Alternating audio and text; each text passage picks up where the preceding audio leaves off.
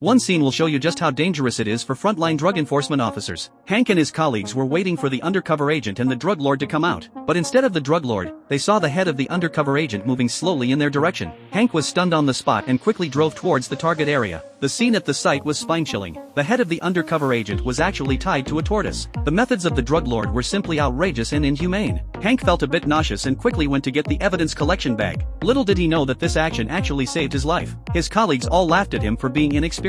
But the next moment, the police officers on the scene suffered heavy casualties. The partner who had just laughed at him also lost a leg in the explosion. Looking at the tragic scene, Hank hated these drug lords to the core. But he had no idea that his own brother-in-law was the biggest drug lord in the area. Ever since Tuco died, Walt had asked Jesse to establish his prestige and become a boss that others wouldn't dare to mess with. This also laid a solid foundation for his future monopoly of the market. The first target was the drug-addicted couple who had encroached on their business. Although the process was a bit rough, Jesse finally managed to take them down. His name became well known overnight. However, Jesse also developed a psychological shadow because of this and even had the idea of quitting the business for good. When Walt learned about this, he tried to comfort him. He said, "You're like a pufferfish now, and the others are like small fish. With your current reputation, as long as you stamp your foot, others won't even dare to look you in the eye." After being brainwashed by Walt's persuasive talk, Jesse regained his confidence. He immediately called his brothers together and told them that they could recruit people on their own to form a huge business chain, so that they could gradually grow from a small-time operation into a business empire. Everyone was excited after hearing this. Then he reported the content of the meeting to Walt. However, Walt already had the next plan in mind, which was to monopolize the market, take over the entire city, raise the price of their goods, and make a fortune.